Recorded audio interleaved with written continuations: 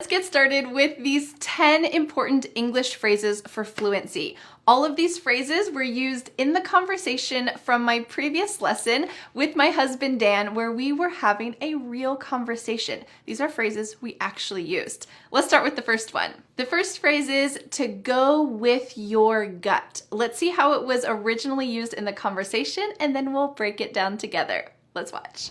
So all of these questions have to do with cutting out something from your life, and could you do it? So I'm going to ask you my first question, and I want you to just go with your gut and tell me what you think. Okay. Number one, in this clip, I asked Dan to just go with your gut and tell me what you think. Do you know what the word gut means?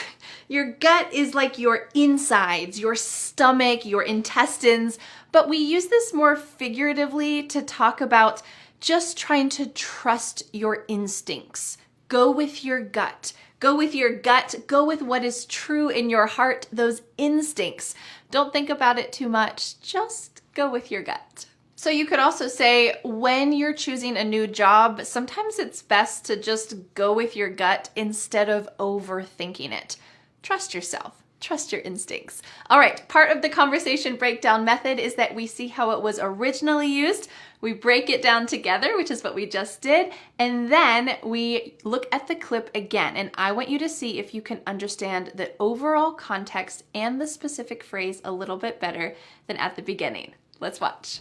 So all of these questions have to do with cutting out something from your life, and could you do it? So I'm going to ask you my first question, and I want you to just go with your gut and tell me what you think. Okay. Number one, important phrase for English fluency. Number two is I'm on a mission.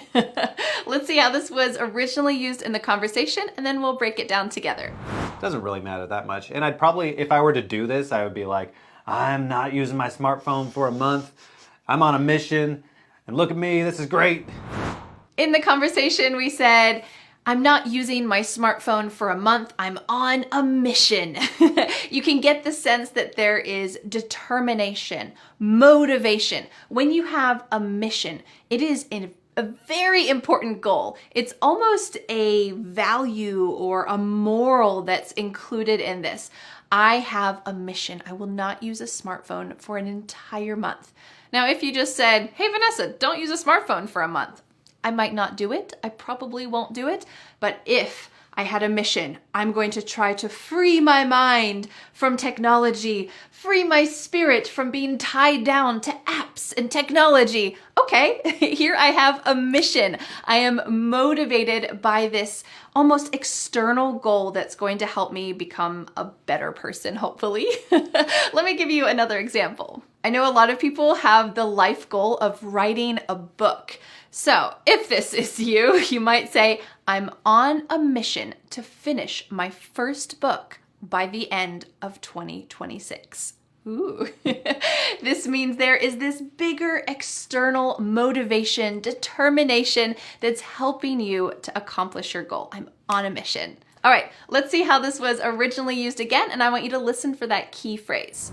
Doesn't really matter that much. And I'd probably, if I were to do this, I would be like, I'm not using my smartphone for a month.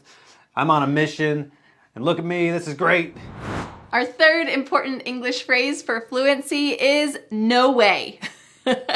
You're going to see this used really strongly. Let's see how it was used in the original conversation. Could you live, dun dun dun, without coffee or tea for the rest of your life? No! No way. Okay. Yeah, I need something to pick me up in the morning. Okay. In this clip, you heard us say, could you live without coffee or tea for the rest of your life? And what's the answer? No. No way. There's no hesitation. There's no uncertainty. There is determination. I will absolutely not be happy living without that for the rest of my life. No way. So if you strongly disagree with something, this is an excellent phrase to use. Let's say that your husband says, hey, do you think we should clean out this entire closet today? And then you look outside, it's a beautiful sunny day. And what's your reply? No way. I want to go outside and enjoy this beautiful weather. Now, if you're anything like me, if it is a rainy day, if it is terrible weather outside, I would say, Yeah, let's do it. But if it's a beautiful day, this is the perfect way to respond. No way, I'm gonna go outside. Come with me. All right, let's see how this was originally used in the original context. Could you live, dun dun dun, without coffee or tea for the rest of your life? No! No way. Okay. Yeah, I need something to pick me up in the morning. Okay. So what do you think of this conversation breakdown method? I hope that it is interesting and useful to you, and paired with the free PDF plus bonus speaking practice, you will absolutely be able to use these phrases yourself. And if you're enjoying this method, I want to invite you to join me in my course, the Fearless Fluency Club. In the Fearless Fluency Club, we use the conversation breakdown method every month to tackle some of the most important vocabulary, phrasal verbs, and pronunciation that real speakers use in daily life all the time. And right now we are having a special discount on our yearly membership. That means for the entire year of 2026, you can purchase the Fearless Fluency Club with a 45% discount, $199 off. That is amazing.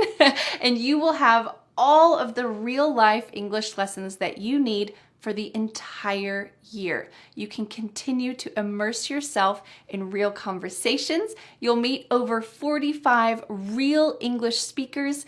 You'll be able to have weekly live stream lessons with me, and you'll meet wonderful people in the course, and you can speak together on Zoom. This is one of our special features that a lot of students enjoy, and it helps to boost your English confidence and speaking skills every single week. So make sure that you join me in the Fearless Fluency Club to use this conversation breakdown method over the entire year of 2026. You can click on the link in the description to join the yearly membership with this 45% discount. It is only available for a short time, so click on that link and see if it's still available and you can join me. All right, let's get back to our fourth everyday English phrase that you can use to boost your English fluency. The fourth phrase is to hit the spot.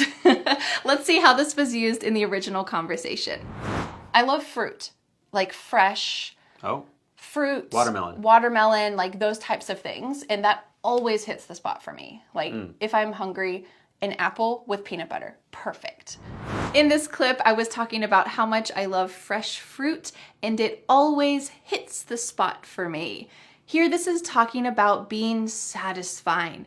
When you're having a really, really cold day, like maybe you are now in January, when you come inside and you have a hot cup of tea, oh, that hits the spot. Or if it's a super sunny, really hot, maybe blisteringly hot summer day, and you come inside and you have an ice cold tea. Oh, that hits the spot. Can you tell I like tea? That hits the spot. That satisfies exactly what you need. So let's see how this was used again in the original conversation, and I hope that you can use this as well when something is exactly satisfying. I hope that this lesson hits the spot for you. Let's watch. I love fruit, like fresh fruit, watermelon, like those types of things. And that always hits the spot for me. Like if I'm hungry, an apple with peanut butter, perfect. Important expression number 5 for boosting your English fluency is a very fun one. And it is stuck in the Stone Age.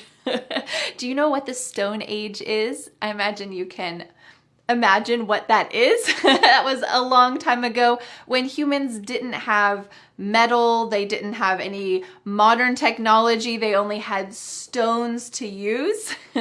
The Stone Age. Now maybe the people who actually lived during the Stone Age were quite happy with their quality of life, but when we use this phrase in the modern world, we're talking about living with these outdated methods of technology. So if you had to go for a month or a lifetime without certain modern technologies, like using a smartphone or using Google Maps, Apple Maps, we might say, why aren't you using that? Are you stuck in the Stone Age? Maybe you're happier like that. I don't know.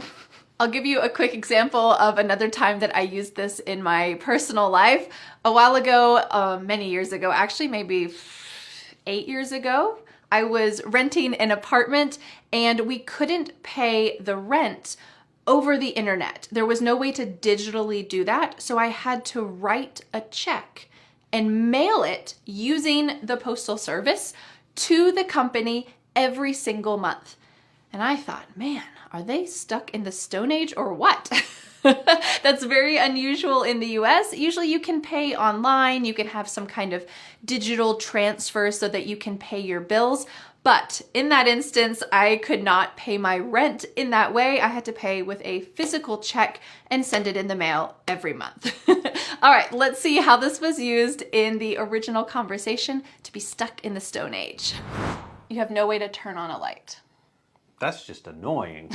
Your neighbors have like a light on too. Everyone else is living the good life and you're stuck in the Stone Age.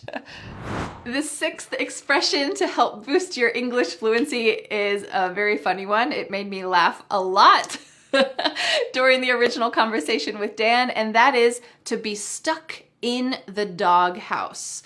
Let's see how it was originally used, and then I'll break it down for you. Let's watch. And then if I had a good excuse, like I could tell my neighbors, I'm sorry, I just can't turn on my lights. I have this curse or whatever it is. And so my wife cursed me with no my wife electric cursed lights. me and I can't use electricity. I'm in the doghouse real bad this time. In fact, I live in a doghouse. In this clip, you heard Dan say, my wife cursed me and I can't use electricity. I'm in the doghouse for real this time.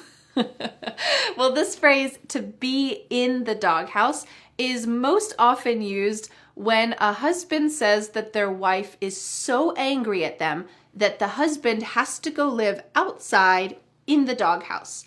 If you can imagine where Snoopy lives, if the wife is so angry she doesn't allow her husband to sleep in the house, he has to go sleep with the dog. Well, in the conversation, Dan kind of used this in a double meaning type of way. The doghouse, a real doghouse, usually does not have electricity. So Dan is living in a type of doghouse, but he's also joking and saying that it's because of me, I cursed him and he's not allowed to use electricity. So because I'm angry, he has to go live in the doghouse. Very funny. It made me laugh a lot in the conversation, and I hope that you can use this phrase as well. And I hope you never get in the doghouse. All right, well, let's see how this was used again in the original conversation. And now maybe you can understand it and this kind of double meaning a little bit better. Let's watch. And then if I had a good excuse, like I could tell my neighbors, I'm sorry, I just can't turn on my lights. I have this curse or whatever it is. And so my wife cursed me with no my wife electric cursed lights. me and I can't use electricity. I'm in the doghouse real bad this time. In fact, I live in a doghouse. The seventh important expression for English fluency is to defeat the purpose. This is a lovely advanced expression that I hope that you can use yourself after this lesson. But first, let's watch and see how it was used in the original conversation. It's actually the healthiest if you wake up early in the morning and you go to bed when it's dark at night. Seems kind of obvious. But what really prevents us from doing that is all these electronic lights all over the place. I guess I could still have my phone in this scenario, so that kind of defeats the purpose. In the conversation, we were talking about living without electric lights and could we do it? Well, Dan said, but I can still have my phone and a computer, so it kind of defeats the purpose. All right, so the idea of this original question, could you live without electric lights, is talking about it being dark after the sun goes down. You have to really live with the rising of the sun and the setting of the sun. That has to guide your daily life. But he said, in this question, I probably still could have a phone and other light sources, like a phone or a computer or a TV. So it defeats the purpose of the question. The question is only effective if you really have no other light source, not just light bulbs. You need to have no phones, no light bulbs, no TV, no computer, nothing like this in order to truly live with the rising and the setting of the sun. And that's probably true. It defeats the purpose of this test if you have a phone with you. Let me give you another example. If you've ever had skin problems like acne or intense redness, maybe as an adult or as a teenager, you might have been tempted to cover it up with thick and heavy makeup. But probably, I'm not a professional, but probably what your skin needs is to breathe, to have the fresh air touching your skin. If it's covered with thick, heavy makeup, it's not going to clear up and feel better. So we might say wearing thick, heavy makeup on your damaged skin defeats the purpose of helping you get better. It's not going to help. It's just going to cover the problems. So here, what's the purpose? To have clearer skin. That's the goal, right? But wearing thick makeup defeats the purpose. It is killing the purpose. It's not helping the purpose. It's just temporarily covering it up. All right, let's see how this phrase to defeat the purpose was used in the original context. Let's watch. It's actually the healthiest if you wake up early in the morning and you go to bed when it's dark at night. Seems kind of obvious, but what really prevents us from doing that is all these electronic lights all over the place. I guess I could still have my phone in this scenario, so that kind of defeats the purpose. The 8th phrase to improve your English fluency is to get nothing from it. I like learning phrases like this because it can help you to remember prepositions like from without having to remember a bunch of rules. When you know that this sticks together, get nothing from it. I got nothing from it. Then you can remember how to use prepositions a little more naturally without the stress of rules. But first, let's check out how it was used in the original conversation, and then I'll break it down for you. I check Facebook for some stupid reason every now and then, and I get about nothing from it. I do use YouTube quite a bit, though.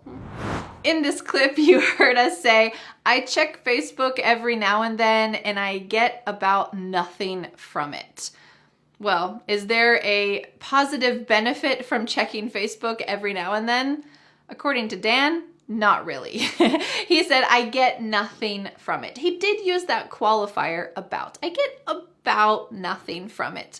And here he's leaving a little bit of room just in case there's some benefit. Maybe there's a cool event happening, or maybe a random aunt posts something of use or of relevance about the family. Something small maybe, but generally there's not much use to it. Unless you're in the Fearless Fluency Club, we have our #1 community hosted on Facebook, and this group is amazing. There are so many kind people. We just posted our 6th postcard exchange at the end of every year. Our community sends postcards to each other in the mail, and this is a wonderful New Year's tradition that we love to do. It's the best way to use social media, in my opinion. So if you want to join our wonderful community, you can join the Fearless Fluency Club for the yearly membership and get that $199 discount that I talked about. There's a link in the description.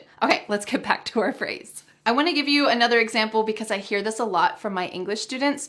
You might say, I went to an English class, but I got nothing from it. Oh, this is so disappointing, especially if you paid for it, if you're living a busy life and you had to find time to do that class. If you have ever taken an English class and it was not beneficial for you, you can use this phrase, I got nothing from it. But I hope with my YouTube lessons and the Fearless Fluency Club, you can get a lot from it. This is the opposite of the phrase. I hope you can get a lot from my English lessons and you'll keep learning with me. All right, let's go to the original context so that you can see how this was originally used. I check Facebook for some stupid reason every now and then, and I get about nothing from it. I do use YouTube quite a bit, though. The 9th important English phrase for English fluency is a fun, kind of slang, casual expression, and that is a bummer. It's a bummer. Let's take a look at how we used it in the original context. Now, if the world internet shut down, we'd find a way to survive. But if it's just you, that's a big bummer. Tough. I think it would be hard to cut yourself off completely. In this clip, we said if the world's internet shut down, we would manage to survive some way. But if it was just for me, that would be a bummer. If everyone else was using the internet and I was the only one who had to live without the internet, That would be pretty difficult and a bummer. A bummer is a slightly lighter way to say, it's a shame. It's something disappointing. A bummer's kind of a light way to say that because here we're talking about a very funny hypothetical situation. But you can use it for real life as well. Let's say that you were planning to go to the beach for the weekend, but the weather forecast shows that it's going to rain nonstop all weekend, and you decide to cancel your beach trip. You could say, it's a bummer, but we have to cancel our beach trip. Well, it's a bummer. It's not the end of the world, and it's a good time to use this phrase. All right, let's see how this was used originally in the conversation. I want you to listen for that phrase, a bummer. Let's watch. Now, if the world internet shut down, we'd find a way to survive. But if it's just you, that's a big bummer. Tough. I think it would be hard to cut yourself off completely. The 10th and not quite final important English phrase to boost your English fluency is to put a lot of money into something. Let's take a look at the original conversation clip, and I want you to hear what we are putting a lot of money into. Let's watch. I think where we live, you don't have to spend money to do activities. Like you can go to a friend's house, you can go hiking, you can go to the park. We've certainly put a lot of money into our home area. It's like we have enough stuff here already that we don't have to spend more money. In this clip, you heard us say, we certainly put a lot of money into our home area. Here we're talking about what we are investing money in, what we are spending money for. But this is another way to remember the preposition, to put money into something. Let me give you a couple more examples. You can put money into your home by fixing up a room or painting the walls. You're having to spend money in order to make something nicer, but you can also use this phrase in other ways too. You could say businesses put a lot of money into advertising, but we can also switch the word money and say, I put a lot of effort into making these lessons for you. So here I'm changing the word money into effort. Or we could say, I put a lot of time into thinking about what lessons would be good for my students. All right, let's see how this was originally used, and I hope that you can use this lovely phrase yourself. Let's watch. I think where we live, you don't have to spend money to do activities. Like you can go to a friend's house, you can go hiking, you can go to the park. We've certainly put a lot of money into our home area. It's like we have enough stuff here already that we don't have to spend more money. All right, our bonus or 11th phrase, our final phrase of today's lesson that is important for boosting your English fluency is to be weaned off of something. Let's take a look at how this was used in the original conversation. Hot water and honey and lemon. Does that count? I mean, is that a tea? If you're looking for caffeine, that doesn't count. Oh, well, yeah. I mean, I would eventually get weaned off of the caffeine, but... In this clip, you heard us say, I would eventually get weaned off of caffeine. What does this word to wean mean?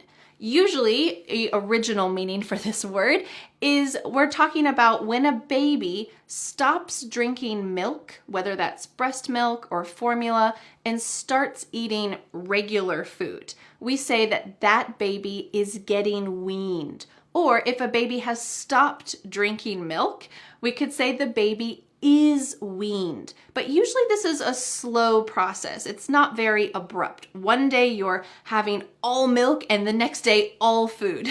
It's usually over a few months. So we use this also figuratively to talk about anything that's a gradual process. And in the original conversation, we were talking about having to cut out caffeine for life. This would be a pretty big deal, especially if you have caffeine regularly. But if you did it slowly, you could get weaned off of caffeine over some time. It might be difficult, but you could do it. You can also get weaned off of other things as well. You might say, I'm trying to get weaned off of social media by using it only 30 minutes a day. Okay, so here we're talking about gradually slowing down so that you don't feel that intense pull to use social media so much. Always a good idea to try to wean yourself from social media. It also implies that there is an inexplicable, unstoppable pull to do something. You want to use social media. You can hardly stop yourself. So you need to make the conscious effort to wean yourself off of social media, or to wean yourself off of caffeine if that's what you wish to do. All right, let's see how this was used in the original context one more time. And I want you to listen for that key word, to get weaned off of something. Hot water and honey and lemon. Does that count? I mean, is that a tea? If you're looking for caffeine, that doesn't Oh, count. well, yeah. I mean, I would eventually get weaned off of the caffeine, but... Well, thank you so much for learning these 10+1 important phrases for boosting your English